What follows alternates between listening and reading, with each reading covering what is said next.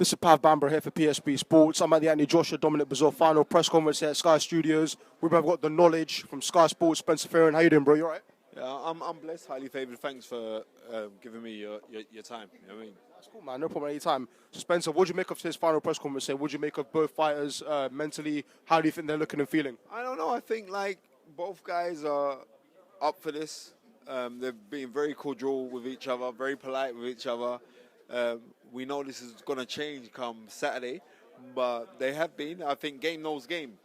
I think Dominic Brazil realizes that Anthony Joshua's game, and Anthony's mindset is, here's somebody trying to come and take what I've got, so I've got to be on the top of mind. So it's going to be very, very intriguing for about 3 rounds, if that. But I keep on explaining to people on our tactical breakdowns, here's a man that throws his shot, and when he throws out his shots, he explodes on impact in Anthony Joshua. So Anthony Joshua, as soon as he hits you, he wants an explosion on it. Like it's there, you feel the snap at the end of his shot. Dominic Brazil is a guy that throws his shot and he goes through the target. Now, if you're going through the target, you have to be in punching range to detonate your shot. So you're not distancing yourself correctly.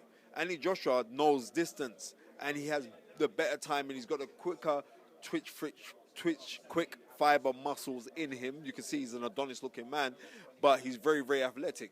Anthony Joshua could have gone into any sport and most probably excelled in it. So I think that Anthony Joshua would go out there, and I think this fight's going to go early. I think this fight could go within the first 2 rounds. 2 rounds? I think so. So is that, as you mentioned there, those are the main things you think are going to determine it? Joshua's timing, his ability to move to get out of that range, those are things that are going to enable him to win the fight, you'd say? Yeah.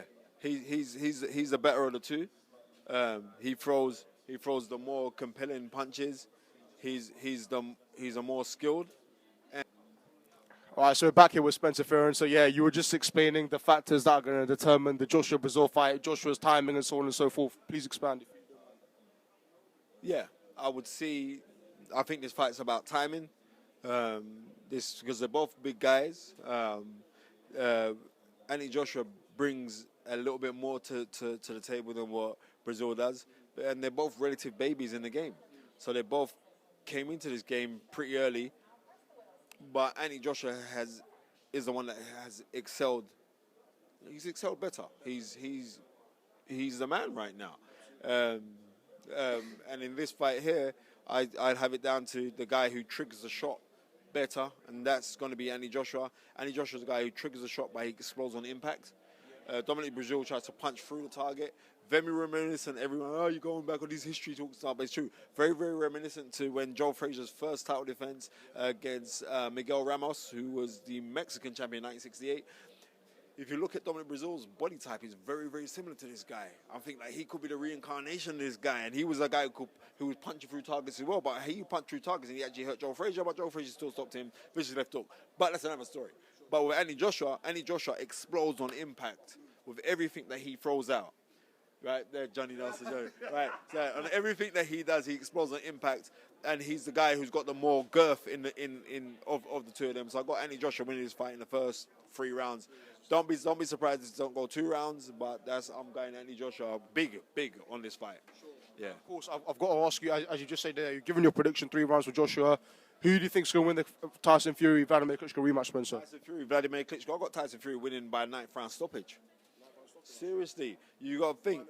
The reason why, because I don't think you go jump on him early, and Klitschko's got a good, he hasn't got a good chin, but defensively he's very good at avoiding punches. Kind of like Johnny Nelson, how Johnny Nelson used to pull his head back. No, Johnny used to pull his head back a lot. You know what I mean? That's what got big coke on the back of his head.